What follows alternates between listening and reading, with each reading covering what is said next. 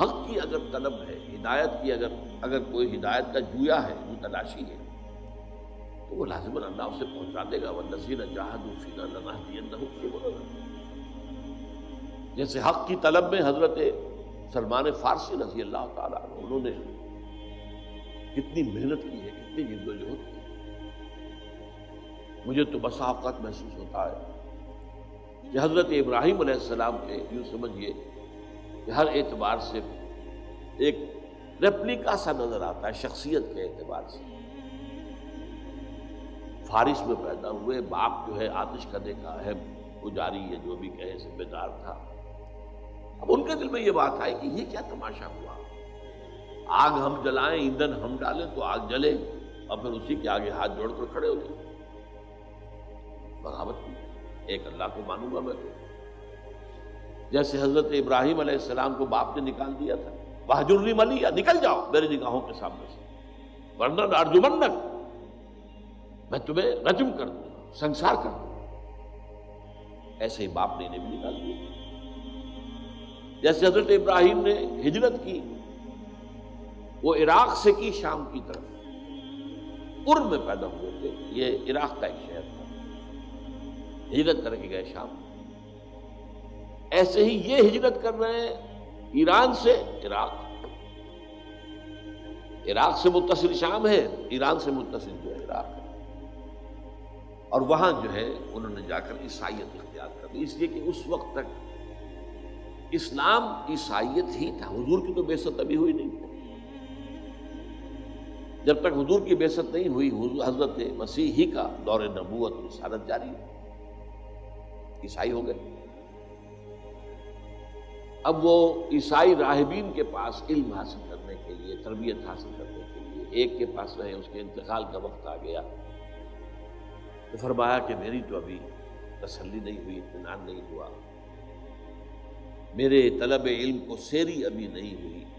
اس نے پتہ دیا کہ اچھا اب جاؤ فلاں راہب کے پاس چلے جاؤ، وہاں پہنچ گئے، وہاں زیر تربیت و تعلیم رہے، اس کا بھی وقت آ گیا، وہی بات دہرائی۔ تب اس نے کہا کہ میرا علم مجھے بتا رہا ہے کہ جنوب کی طرف کھجوروں کی سرزمین میں نبی آخر الزماں کا ظہور ہونے والا ہے۔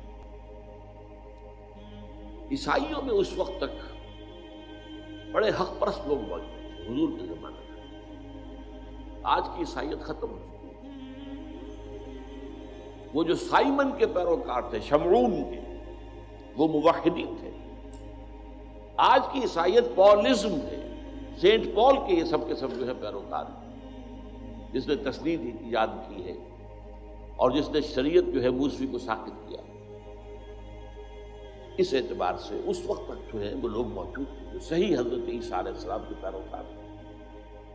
آپ کو معلوم ہے حضور کو بچپن کے اندر پہچان لیا تھا ایک عیسائی راہب نے، بحیرہ راہب، جب ابو طالب کے ساتھ اپنے چچا کے ساتھ وہ ایک قافلے کے ساتھ گئے اور اس نے پہچان لیا، اور اس نے کہا ابو طالب سے اس کو حفاظت کرنا، کہیں یہودیوں نے ان کو پہچان لیا تو انہیں قتل کر دیا۔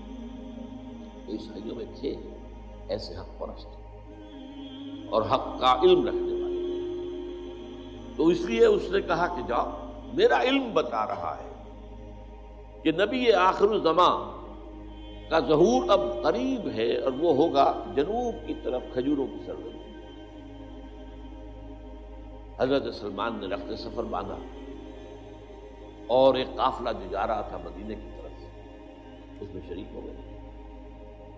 ڈاکوؤں نے ڈاکہ ڈالا، جو کچھ تھا لوٹ لیا، ان کو گرفتار کر کے اور غلام بنا کر بیچ دیا۔ خریدا ایک مدینے کے یہودی نے، مدینے پہنچ گئے۔ اس کو کہتے ہیں طلب صادق۔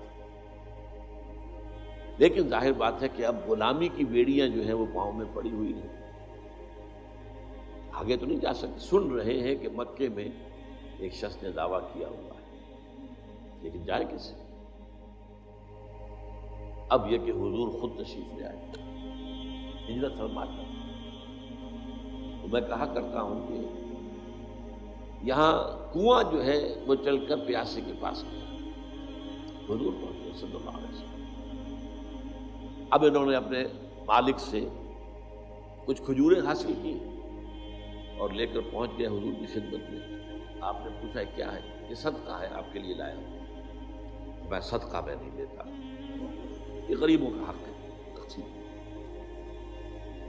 اور یہ بات بتائی تھی اسی راہب نے کہ یہ ان کی جو نشانی ہوگی، صدقہ قبول نہیں کریں گے، ہدیہ قبول کر لیں گے. کچھ دنوں کا بیچ ڈال کے پھر کچھ کھجوریں لی، پھر پہنچ گئے. کیا ہے؟ یہ ہدیہ ہے، آپ ہدیہ مان لیں.